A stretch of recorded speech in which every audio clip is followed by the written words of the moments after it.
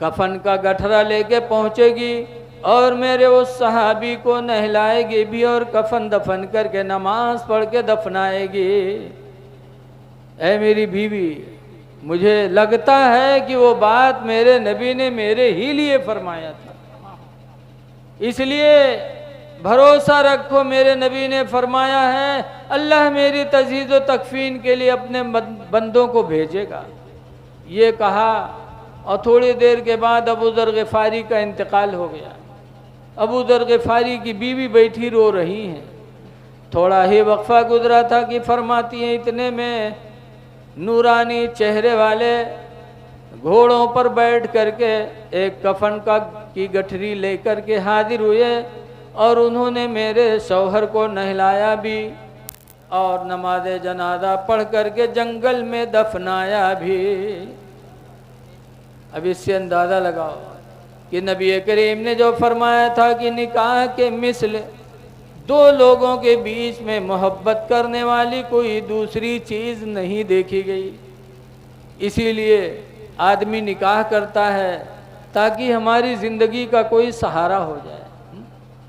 आज अभी आने से पहले एक होटल में हम चाय पी रहे थे, एक भट्ठा वाले हैं, उनकी बीवी का इंतकाल हो गया 14 साल पहले। जवान थे, बच्चे बड़े बड़े थे लेकिन वो भी जवान थे। दूसरा निकाह का इरादा बनाया लेकिन फिर बच्चों की मोहब्बत में नहीं किया। आज चाय पी रहे थे, मैंने पूछा कोई निकाह किया कि नहीं किया?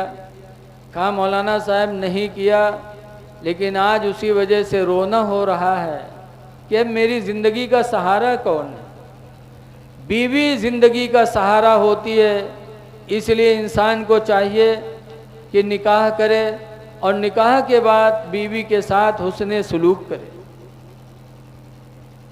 मैंने जो हज़रत सफ़िया का वाक़िया बयान किया, उससे हम और आपको सबक लेना चाहिए कि आज हमारी बच्चियां जाहिल हैं, हमारे बच्चे जाहिल हैं।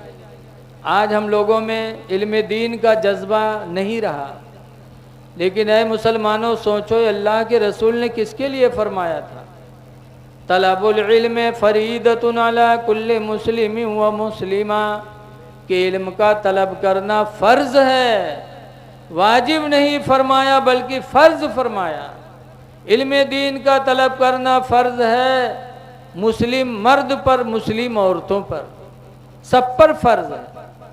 और इल्म ही एक ऐसी चीज़ है कि जिसकी वजह से इंसान तरक्की हासिल करता है।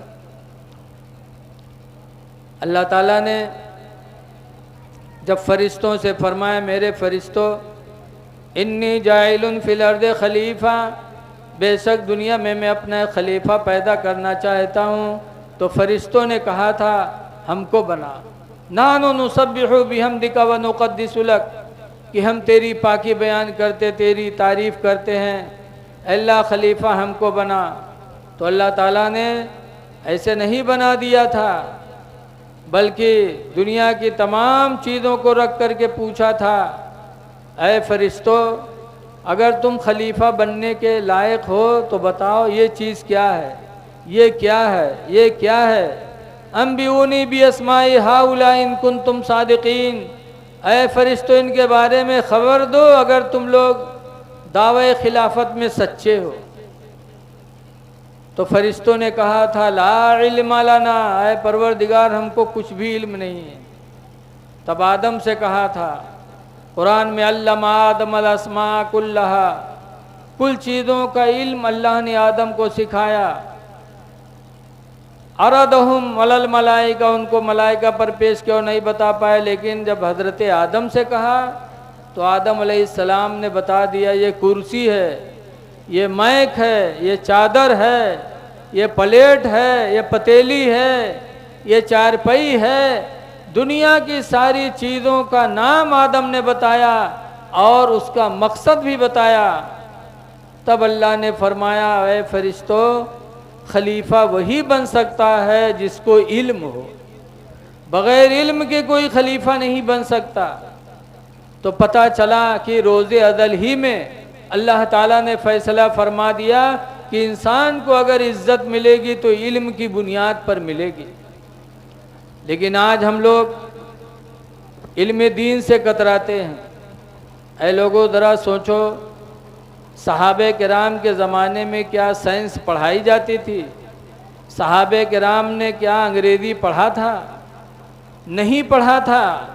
लेकिन अल्हम्दुलिल्लाह मदीने मुनव्वरा के उस चबूतरे पर सहाबा ने नबी करीम से ऐसा इल्म हासिल किया और फिर ऐसी सल्तनत कायम की कि जिसकी मिसाल आज दुनिया पेश नहीं कर सकती। हज़रत उमर फ़ारूक आज़म रज़ियल्लाहु अन्हु ने, ये थाने वग़ैरह पहले नहीं थे। हज़रत उमर रज़ियल्लाहु अन्हु के ज़माने में थानों का क़याम हुआ, पुलिस का क़याम हुआ, तो सहाबे किराम ने इल्म दीन की बुनियाद पर ऐसी सल्तनत चलाई कि आज दुनिया उसका कोई जवाब नहीं दे सकती। और इल्म दीन ही की बुनियाद पे हिकमत डॉक्टरी ऐसी की कि आज कोई डॉक्टर उसका जवाब नहीं दे सकता, उसकी मिसाल कोई नहीं पेश कर सकता। एक साहब आए थे नबी करीम की बारगाह में, कहने लगे मेरा पेट झड़ता है। तो सरकार ने फरमाया इसकी ही असला, इसको शहद पिलाओ। तो गए, शहद पिया, पेट झड़ना बंद नहीं हुआ। आए फिर कहने लगे अल्लाह के रसूल फ़ायदा नहीं हो रहा है। सरकार ने फरमाया इसकी ही असला, शहद पिलाओ। फिर गए, शहद पिए।